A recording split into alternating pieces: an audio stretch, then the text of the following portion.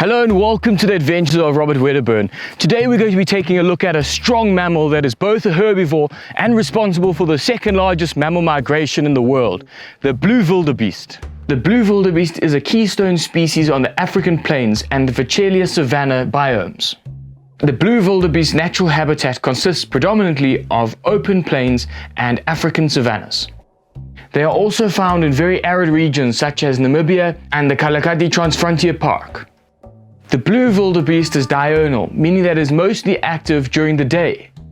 They are active from the break of dawn and are usually most active in the early mornings and late evenings to escape the scorching heat from the midday African sun. They rest together in small groups and mostly move about in loosely associated herds. Males will form or join bachelor groups, where they will become very noisy at the age of about 4 to 5 years. Bulls or bucks tolerate being close to one another, and on the plains of Africa there can be up to 270 bull wildebeest in 1 square kilometer. At nighttime, wildebeest will rest in groups of a few thousand wildebeest, which helps to protect them from potential predators. Female calves grow up with their mothers and stay with them throughout their lives. Female herds consist of females from newborns all the way to the oldest females in the herd. These older females help to guide the herd to nutritious feeding grounds, where the young wildebeest are safer from predators. The blue wildebeest are tall African bovids and are members of the antelope family. They have broad shoulders, sharp horns that are curled back like a bull, and have a strong mouth for grazing. The blue wildebeest weighs between 260 to 290 kilograms and is approximately 1.5 meters to 2 meters tall. The front of their head is covered in black hair and a goatee grows underneath their neck, and they have a long hairy tail like a horse. The blue wildebeest has evolved for 3 important factors. These herbivores are built for speed and are able to run up to 60 kilometers per hour. They have also evolved to defend themselves from potential predators and have a strong pair of horns, a thick strong neck, large forequarters and a tough skin to protect them. Lastly, they have evolved to be prolific feeders on the African grasslands. The blue wildebeest lifespan is around 20 years in the wild, and the leading cause of death is predation from carnivores. The blue wildebeest is a herbivore and feeds almost exclusively on short grasses.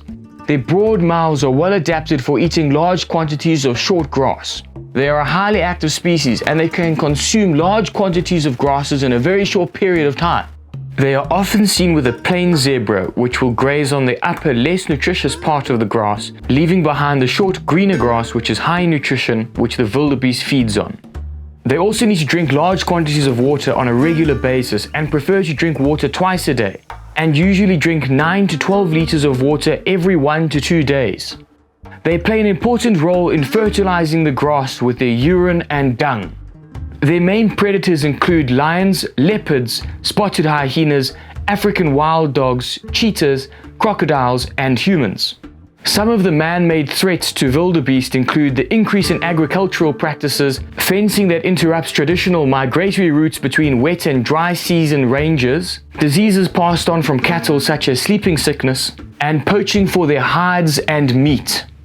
Wildebeest communicate through body language, sound, and olfaction or smell. A male wildebeest call is able to be heard from up to 2 kilometers away. Their preorbital and pedal gland secretions are important in olfactory communications, along with urine and feces. Pedal glands allow herds to follow one another during the migration. They rub their preorbital glands and faces on the behinds of others for social contact.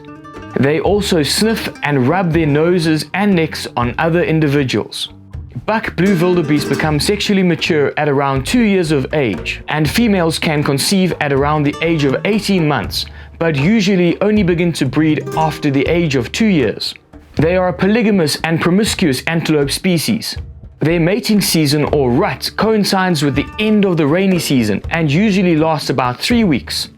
This is to ensure that all the animals are in good condition and healthy after feeding on highly nutritious green grass. The conception rate for female wildebeest is often as high as 95%. This mating season usually begins on the night of a full moon.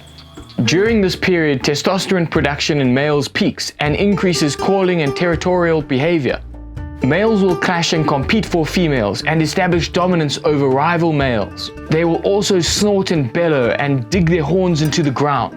Pregnant females have a gestation period of around 8.5 months, and 80 to 90% of calves are born within a week.